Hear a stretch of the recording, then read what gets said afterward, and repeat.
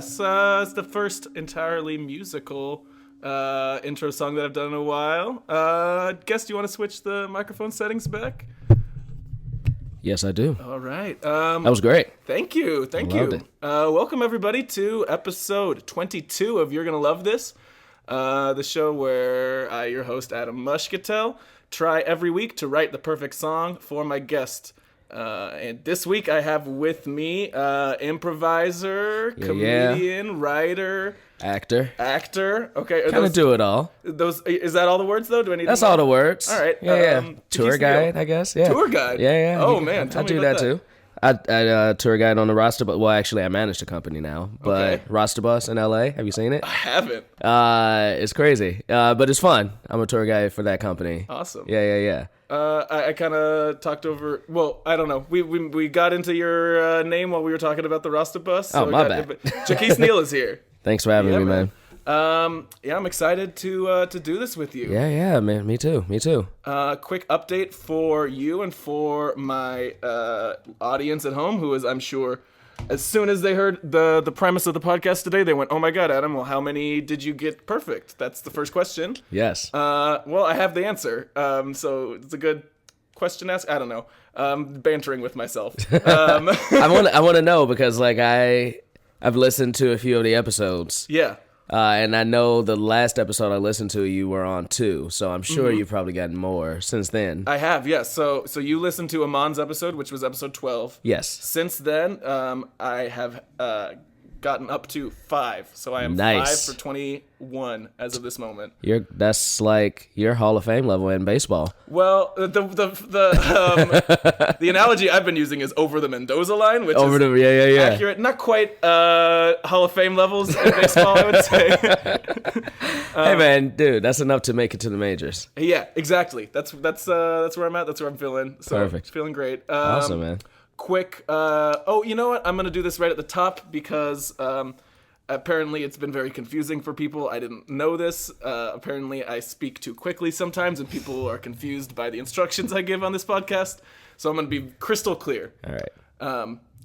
You are able, if you're listening to this podcast right now, you, the listener, are able to get a song written for you by me with the same general process that the guests have. If you want this to happen, first thing you need to do, review my podcast on iTunes or SoundCloud. Second thing you need to do, email me at ygltpodcast@gmail.com with the subject line, and this is where people get messed up most of the time, goofed ya with my review. It's goof 'D ya YA with my review. If all of those steps aren't done, you're not going to get a song. But it's not that. It's 3 steps. That's not hard. It doesn't seem that hard to me. No. Yeah. It's not like it's like 1980. You can rewind. Right. It's true. And if you really want to do it, and you didn't catch that. Yeah. Rewind like 40 seconds. You can slow down voices too on podcasts if it was too fast for you. It's pretty simple. Yeah. Well, okay. I think at this point I've gotten that out. You got it. Seems like a pretty good deal. I hope people do it. Want to get more reviews on my podcast, and I want to hear from people. I want to know what you think, and then I can write you a song based on that. Perfect. So, yeah. One last thing before we get into our interview. There's a segment on this show called "You're Gonna Love This." The segment is called "You're Gonna Love This" as well as the show. It's brilliant. Thank you. Brilliant's a word for it. Like redundant or easy to remember. Lazy. Those are also good words. No. Where I try to recommend some music to my guests.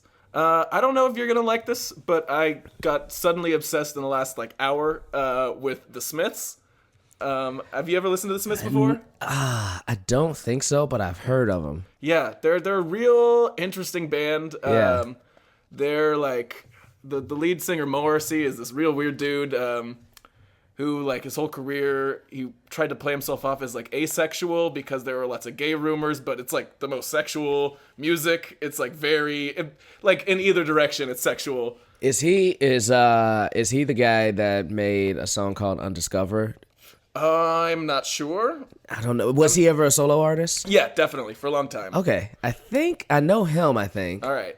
I have never heard the band though. Okay, the song that really hit me today is it's called Heaven Knows I'm Miserable Now. And it's just got a lot of these like little funny stanzas that really like hit me right in the core. Like I saw two lovers walking like tangled in their arms, and heaven knows I'm miserable now. And I'm just like, oh, that's lyrics that I would never have gotten when I was like 14 or 15, and they feel like they're hitting me. I saw two happy people, and it made me know that I'm not. Exactly.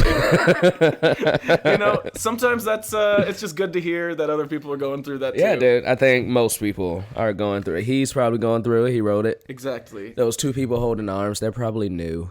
Yeah, and they were miserable. Yeah, like a day ago. Yeah, they were miserable a day ago. They just fought. Yeah. So that's the section. I think I like went it. okay. The Smiths. Yeah. Cool. Heaven Knows I'm Miserable Now specifically is the song. The Smiths in general, though, get into it. Cool. It's a cool band. Perfect. Yeah. I'm gonna check that out. Let's just get into the interview. Cool. First question I like to ask all my guests: what is your emotional state like right now? Like, how are you doing in the last like day, week? Pretty good. It's been I mean, can I say this? Like the holiday season right now? Cool. Yeah. It's the holiday season right now. So just shopping for a lot of people. So that's all done. So I feel like pretty clear of that. If anything, I'm just like in a focused state of mind. Okay. Because I have a monthly show as an improviser at the Clubhouse. Nice. That's been very hard to book for this month. Oh, I bet. With it being the holiday season, and we do the fourth Wednesday of every month, so that's right in between Christmas and New Year's. Sure. And then I'm also hosting a show at UCB, Sunset, that the AD of the theater just gave me. So I'm like hastily trying to book that as well, which is the day after Christmas. Oh my God. So like I've just been like in a focused state of mind of, okay, like book your show, book the UCB show, try to make it good and things like that. So that's good. A lot of external focus. It's a lot of external focus. Yeah. And like I'm still, as far as just like happiness, still riding high. I'm from Chicago, so I'm still riding high on like the Cubs winning the World Series. You gotta ride that for as long as you riding possibly that can, man. forever. I'm gonna ride that forever. But other than that, dude, I mean, I can't complain, man. Right. I've been lucky so far. I've been very happy. The trajectory is going in the right way, so I'm pretty happy about that. Glad to hear that. Yeah. It's good to be able to focus on something. Yeah. And like, you know, it when you kind of forget about yourself for a little bit, like sometimes that's like kind of a good thing where you stop worrying about all the dumb shit that you worry about when you don't have something to focus on. Exactly, dude. Like it's been good. Like I'm very much like I will appreciate multiple things on my plate. And and I don't like to stop working on one thing until I finish it and then move to the next. So because of that, I need to finish stuff so I can like do the next thing I have to do. But it's good for me. I like it. Yeah. Totally. Let's get into some music stuff. Cool. So let's start with. I like to start with high school. I feel like a lot of music tastes get formed in that like late high school, early college period that kind of tend to stick with you. What was your like late high school era kind of stuff? What were you listening to? High school was interesting. And a few people know this, but not many, was actually trying to be a rapper. Okay. Which I feel like a lot of black high school students probably were, as some like for a day. A lot of everybody was trying to be a musician, but I was trying to be a rapper. I actually like recorded a few songs, had a band, was signed to a mini label in Chicago. Okay. And that just kind of stopped. Like a lot of trouble in the music. Yeah. And especially the underground music industry, like rap and stuff like that, as I'm sure is very evident with a lot of rappers' lyrics about their life before rap. Sure. So I kind of stopped doing that and like got into acting. But so early high school was mostly hip hop. Sure. And like I liked other stuff. Like my mom, like I was listening to like music like Sade, Anita Baker growing up. So like just old school like soul, jazz music. So that always was with me too. Sure. But when I start getting into theater and acting, like my music taste changed a lot just because like my circle expanded a lot. So I got into like indie music quite a bit and just artists that just like feel good music almost. Like one of my favorite artists is Jason Mraz. Sure. So I started listening to him about high school, Maroon 5. Especially early Maroon 5, they kind of blow now, but like before, like they were pretty great. So like that type of, I don't know what you would call that, but like the Maroon 5, Jason Mraz, I got into Coldplay a lot. I still do the hip hop. I still love jazz. Okay. I'll listen to some old stuff. I like light rock. I don't know if that's really narrow, but hey, it's okay. I'll take it as broad or as narrow as you want to give it to me. Yeah. I mean, I'll listen to anything if it's good. Yeah. That's kind of how I've always felt. And like, sometimes I do feel like I'm a little ignorant to a lot of music that I know I would like. Which is why stuff like Pandora was great for me, because I could just like, oh, I like Jason Mraz, let me put on Jason Mraz radio, and it like introduced me to a lot more artists that I would love. So stuff like that has really broadened my horizons, but I would love to even go beyond that. Sure.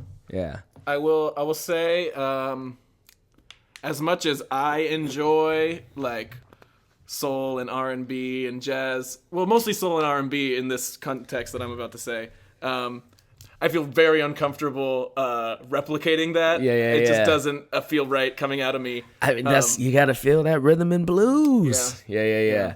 I get that. I don't either. I mean, like, I would probably say as a young kid, like, somebody like R. Kelly and Mary J. Blige were huge in my household. Oh, sure. Like, I've won karaoke contests singing I Believe I Can Fly. So well, I mean, that was that was just like America's song. That was America's song. Any child that liked basketball even a little bit was in love with I Believe I Can Fly. I know, dude. And I love the prospect of that being America's song. That's great. Michael Jordan was like America's human. He was like, America's human. He was just like the number one dude. Yeah. And R. Kelly was the soundtrack to his like imagined greatest accomplishment of all time. Yes. I'm loving it. I can go watch Space Jam right now. I feel like I'm picturing in my head. I'm pretty sure this is the right scene for when I Believe I Can Fly plays. Is there's Bugs Bunny and Daffy Duck like sneaking through Michael Jordan's house? I think that was when they played I Believe I Can Fly. No, actually, in the movie when they played I Believe I Can Fly was toward the end. Am I thinking of the music video? You're probably thinking of the music video. So in the movie is when like this is so ridiculous when he flies back to Earth, I guess. Like he's late for the baseball game and he flies back on like a spaceship, right? Which is like nobody bats an eye at. He gets off like, and then Wayne Knight gets off the spaceship and introduces Michael Jordan as like this huge deal, which he was terrible at baseball. And that's when I Believe I Can Fly played. Did he get a home run? I forget what happened. They didn't ever show his. The only baseball thing they showed in the movie was him striking out, which was accurate. That feels right. Yeah. Yeah. Do you think these like rumors of a Space Jam 2 are ever going to come true? I hope not. I don't care. I don't care anymore. I mean, I don't know. Like, it's not like Space Jam is sacred. It's a terrible movie. I guess it's hard. It's hard to say. Ask a Chicago. Because that movie is like Touchstone like, Bulls. Like, it is. Yeah. I mean, like for a long time, I'm not gonna lie. For a while, I was a LeBron hater. Sure. I'm not anymore. Like, I respect the dude. I don't like root for him because he's beat the Bulls' ass way too many times for me to root for him.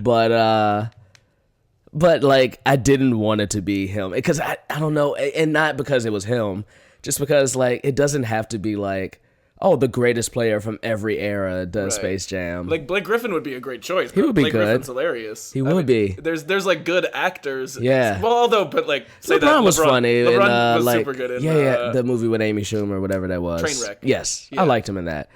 I don't know. I don't care anymore. Like, if they make it, it'll probably be just as bad. That felt like one of those, like, I feel like I have to say I like LeBron and Trainwreck I do. kind of things. It wasn't a like, okay, fine, I'll give him props. He was funny. Like that. It's not coming from a place of love. It's coming from a place of like, I don't want to be a hater no more.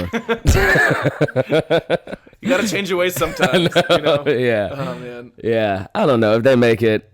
I probably won't watch it until it comes on like free TV or something like that.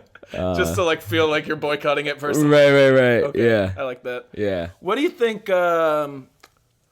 Who is the artist that they turn to for the "I Believe I Can Fly" of Space Jam 2? I don't know if there's anybody that can. I mean, that's a great question. Is there gonna be a song that iconic? Probably not. That would be. I mean, I would assume that if they did that, it would have the same type of hip hop, like the soundtrack to Space Jam, which was great, by the way.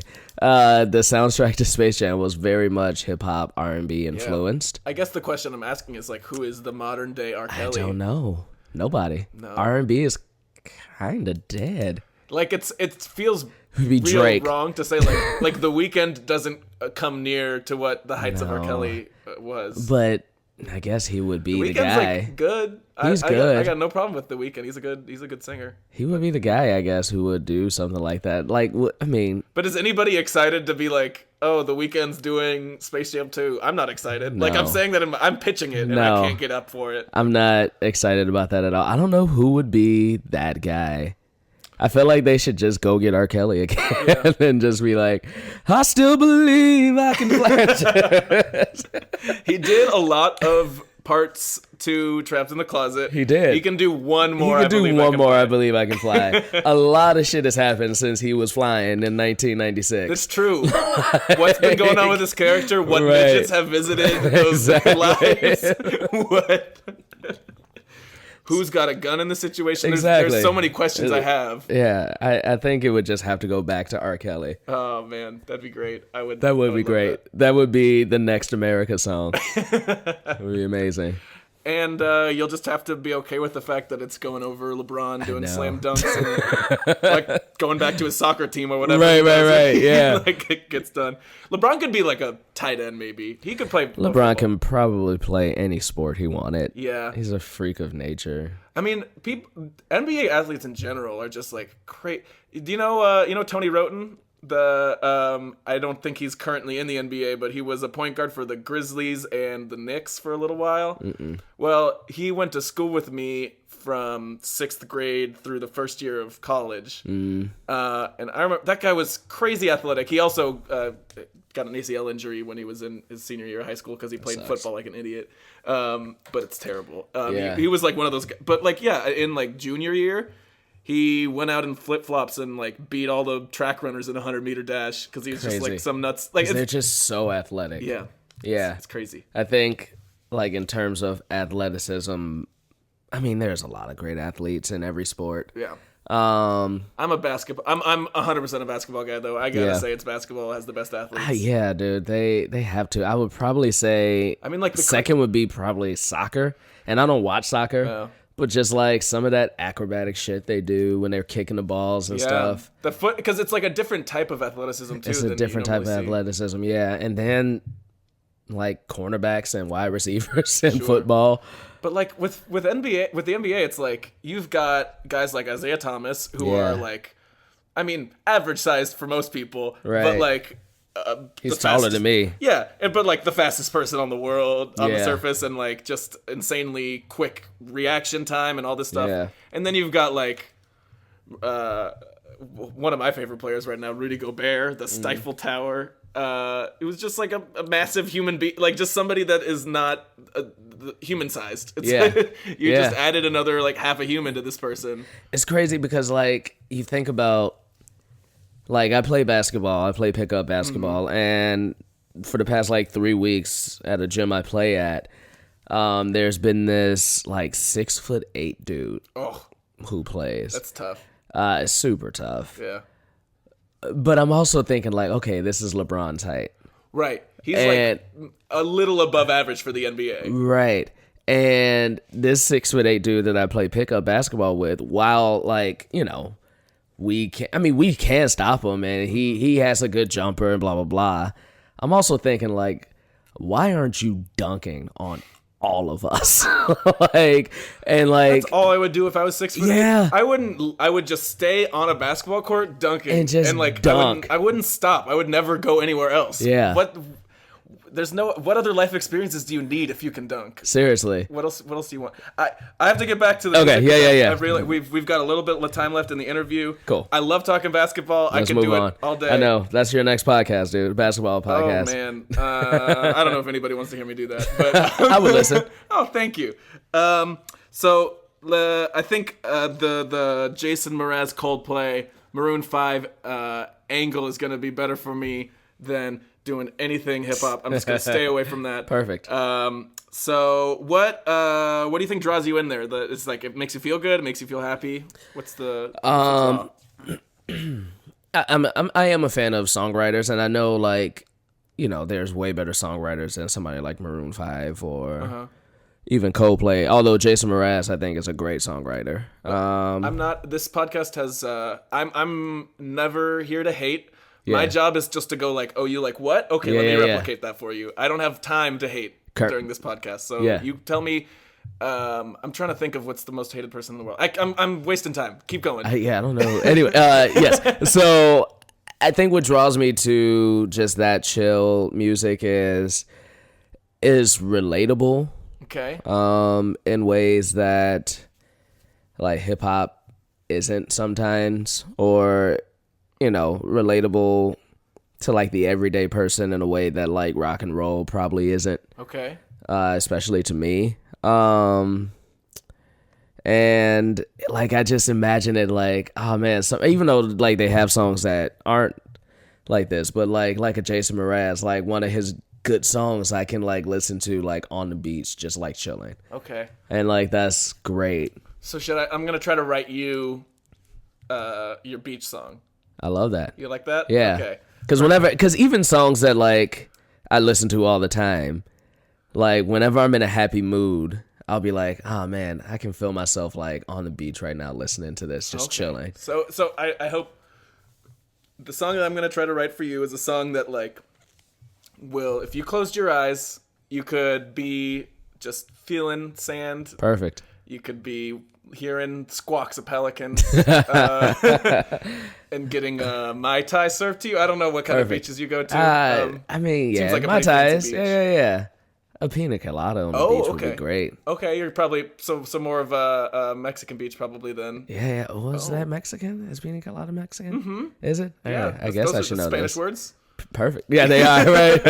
They are. That's true. I guess it could also be Spanish, but I'm fairly certain that it's a Mexican drink. Probably. You're right. All right, so I'm gonna try to transport you to a Mexican beach resort with my song. Perfect. Perfect. One last question for you that you probably have already heard if you've listened to the podcast a couple times. Do you know the song "Cars" by Gary Newman? No. Okay, that's a great answer. That's one of my favorite answers to hear because you're going to listen to the song 3 times in a row. Okay. That is my timer. It is also your kind of like musical, what's the word I'm looking for? Not earbuds. What's the thing you put in your ears when you go to bed and you don't want to hear anything? Earplugs. Earplugs. It's your musical earplugs. Yeah. So you can't hear the songwriting process on. Perfect. When we come back, I'm gonna play you the song. Perfect, dude. Yeah. All right. I love it. See ya in a sec. Attention, you're going to love this, listeners. This is Hackman40K, aka the guy who has been providing Adam, your host, with all the audio files of Algorithms Cult. The last 2 recordings you heard were not the recordings I sent to Adam. It seems Algorithm is more powerful than even I thought. Through his servant Gary Newman, he was able to change the bits and bytes in my MPEG-3 into his own hideous message. Boy, that Gary Newman was not how I expected him to be in real life. That guy sounds like he plowed his way across the world with his nose. His songs seemed so nice and boring before, but I can't imagine the nasty business Gary Newman gets up to in Cars. I digress. I thought the raw power of my keyboard jockey skills, what with all the lines of code and programming languages I know, would be able to beat this ignoble monstrosity known to the world as Algorithm. But as they say, you can't kick a donkey with your mother's foot. Which of course means if we want to defeat algorithm, we will have to face him on his own domain, doing what he wants. We must subscribe to You're Gonna Love This on iTunes and SoundCloud. Write a review on iTunes or leave a comment on your favorite part of an episode. I like the way iTunes sounds. iTunes. If you write a review on iTunes and email ygltpodcast@gmail.com, Adam will write you your very own song. What a cool guy. I'm so glad I met him back in college when we studied together in school. In a real person. Remember, do what algorithm wants. Anything else is futile. Heed my words, or my name isn't Hackman40k aka Hickok TikTok. The clock strikes 4 and then 20, aka Roderick Holyfield. That's another alias, not my name. Back to the show. All right, everybody, welcome back.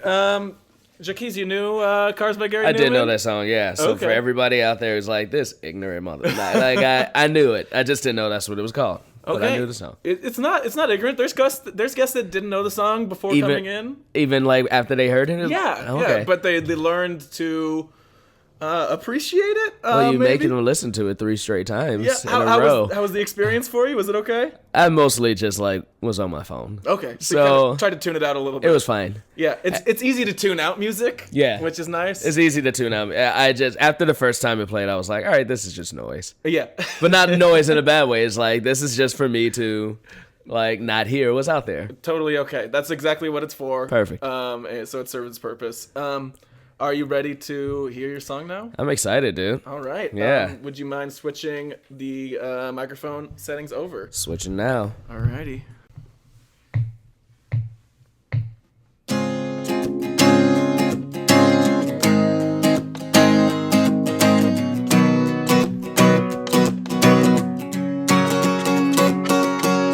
Oh. I don't know which way is up, which way I should go. Oh. I don't know which way is up, which way I should go. Hanging out at the marina, just came from the canteen now, where I saw a girl named Tina. She's meaner than a sister Lena. Oh. I don't know which way is up, where I should go. Oh. I don't know which way is up or where I should go. Boogie boarding under the boardwalk, swerving so I miss a big rock. Meet my girl in the shallows, she pushed me in the waves. Oh.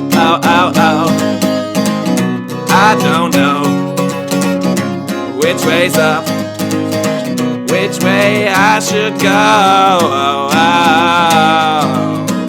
I don't know which way is up and where I should go.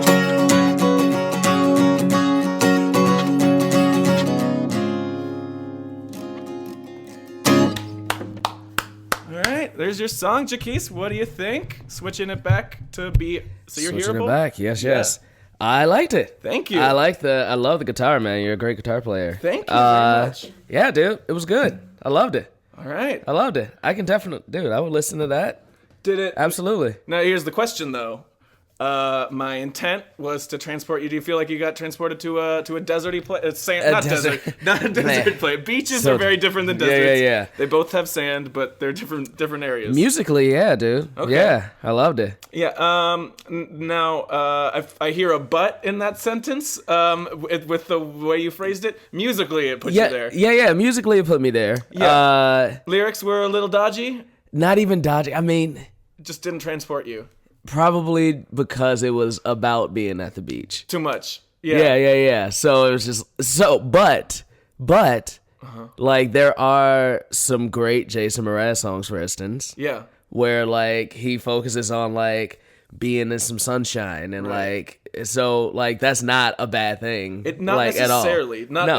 It's not that me writing a song about being at the beach is not necessarily the problem. Yeah. The specific way I did it may have been a problem. I don't even think it was a problem. I enjoyed it. Okay. Yeah, I enjoyed it. I even love, like, the trying to miss a rock. I've learned, I think, on this podcast that I've only got the time to write very direct music. Yeah. Like, it's very difficult. I've written, if you try to write anything that's even a little bit, like, metaphorical, whatever. Yeah. All I end up doing is writing nonsense that Yeah. I don't have time to, like, think through a thought and then go, like, oh, what would be, like, a metaphor for that thing? Right. So it's either direct or it means nothing. Yeah. So, like, for that reason, like, that's why I'm not judging it by that at all. Because, like, lyrically, it was still good. The music was great. I feel like that song would put me more at the beach because of the actual music. Do you feel like for the kind of song that I was trying to write for you, was it maybe a little too fast or a little too... No. Was that the good tempo for you? Yeah, perfect. All right, okay. Yeah. That's good. I liked it.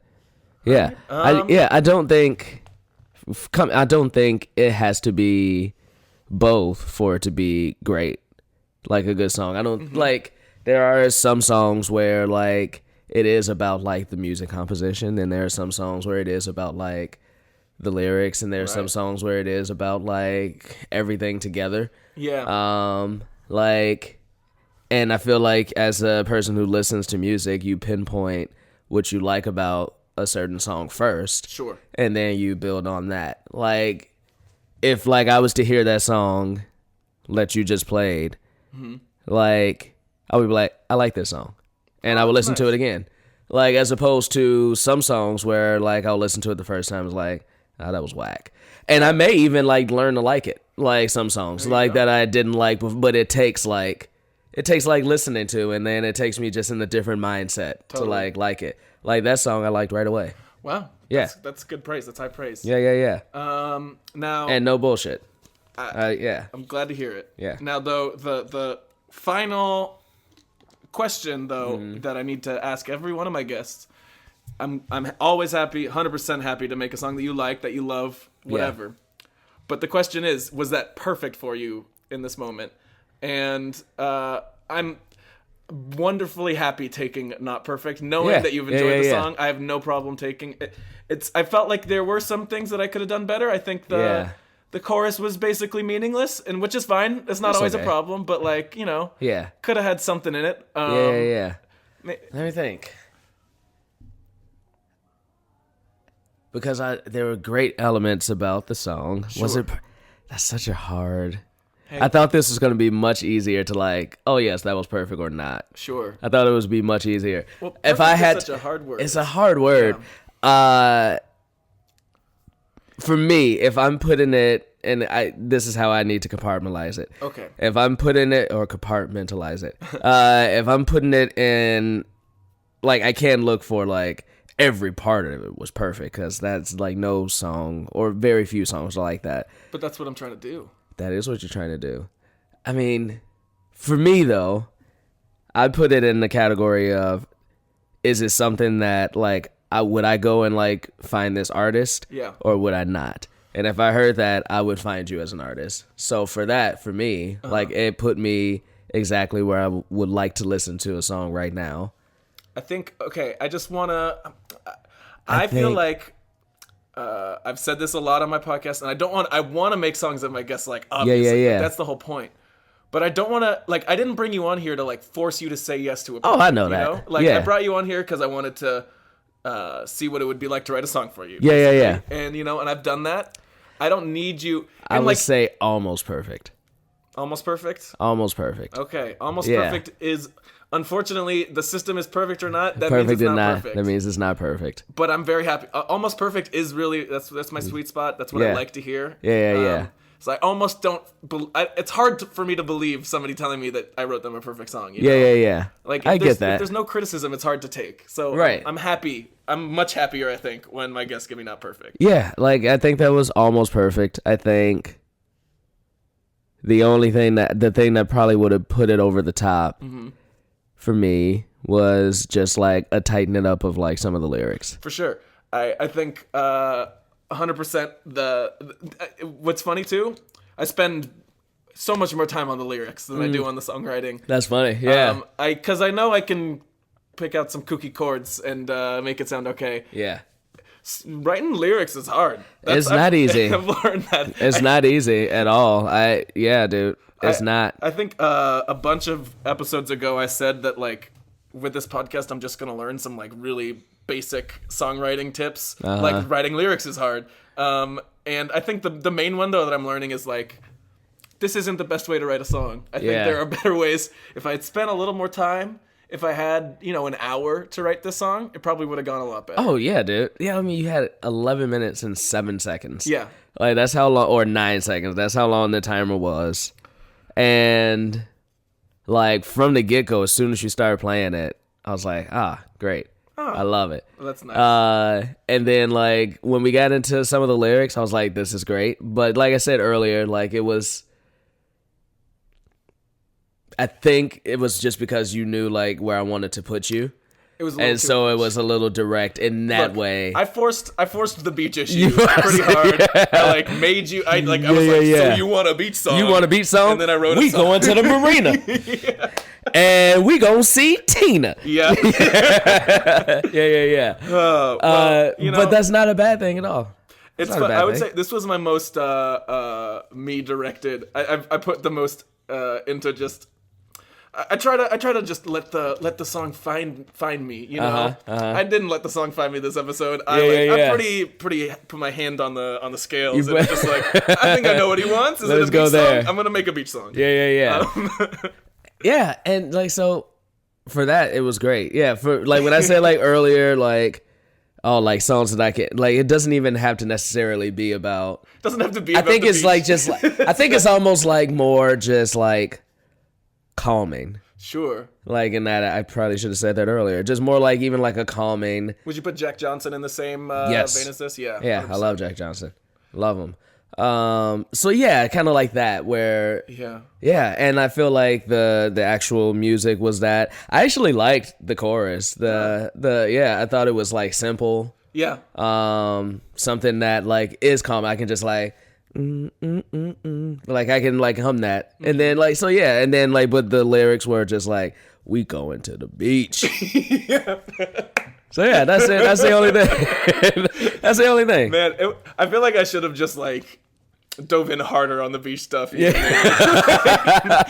maybe that's the wrong thing to take away from you should. Yeah, you like you know what, I'm gonna commit to this. What's the zinc stuff you put on your? I'm trying to remember what the name of that is. It just zinc? I think it's just zinc. Okay. The lifeguard stuff. Should have brought up zinc. Should have did it, man. Should have put some sunglasses on. Beach towels. Yeah. Go get some red shorts. Had a lot of specifics I could use. But okay, well, I'm very happy with this episode. I'm happy with the outcome. And I love that, dude. You're the first person to ever write a song for me. Well, I'm glad that I was able to do it. Yeah. So for any of my ex-girlfriends out there listening, screw y'all. Are your ex-girlfriends your like main listener base? You think that's the only reason I do podcasts. Just so they can just Jacquis sound good on the radio. Yeah. How many in your head you just imagine this army of ex-girlfriends that are just like wish I could be with Jacquis again. Then I can do. I'll just listen to his podcast. I just listen to his podcast. I remember when he heard his first Jason Mraz song. Oh man. Well, for all your ex-girlfriends out there, what are some things that you're up to? Where can they find you? They can. So please don't stalk me. No. I'm in the improv scene quite a bit. Yes. I have a show that runs at this underground comedy improv theater called the Clubhouse every fourth Wednesday. Great place. It's called Some Kind of Monster Presents Dramedy. Really fun show. My team, Some Kind of Monster, the host team of the show, we do an improvised episode of Law and Order, so that's fun. I'm also in a UCB team called TKO. We're a mess hall team, so you can find us on Sundays at 7 at the UCB Inner Sanctum, and once a month at UCB Sunset's Main Stage for Herald Late Night. So that's cool. You can also go to my website, JacquisNeal.com. Ooh, got a website. Got a website. Got to, man. Yeah. And find me on these streets. Get at him. Get at me. As always, you can find more stuff about why you're going to love this at facebook.com/YGLT podcast. You can find my improv team Dad Jokes at facebook.com/dadjokescomedy and Instagram at the same place. You can find me on Twitter at twitter.com/Moshcatel. Just my last name, because there's nobody else on the internet who has my last name, so it's real cool. I'm literally the only person you look up Adam Moshcatel, you're just going to see my stuff. You. And, like, my family, when there was, like, another Adam in the, like, wrestling team for Mark Moshcatel, that's the only other pages you're going to find. That's great. So, should be pretty easy to locate. Cool. As long as you can spell my name. Yeah, I think that's it. Thank you for having me, dude. Yeah, thanks for being on. I think this is great. This is a really cool podcast. It's fun. Oh, thank you, man. My goal is to make something good for my guests. Yeah. That's what I'm here for. You know, there's enough podcasts that ask a lot of their guests. I'm just here. I'm doing everything for you. Cool, man. That's my goal. I loved it. Well, thank you so much. And I will say too, because we will be dropping an episode soon, you avoided the deadly asterisk that comes if you give a yes. If you give me a yes, you are subject to the YGLT Advisory Perfection Board, where former guests Byron Wu and Carl Powers, along with myself, advise guests who have given me a perfect. We listen to the song again and just kind of decide if it really is perfect. Give you a no pressure perfect. Yeah, exactly. Yeah. We've done one so far, and we'll get into those. I don't know why I wanted to plug that right at the end, but that got avoided today. You don't have to come back, so that's good. That's bad. I don't know. I would come back. Oh well, I'm glad. Come back. If you maybe we joked about it on the first one, trying to turn a not perfect into a perfect, that seems much harder. That is something that's worth doing. But that why that's like why like it's like going to your teacher who gave you a B and just like begging for an A-, and I'm just like, I don't want to do that. But no, sometimes you can rewrite the paper.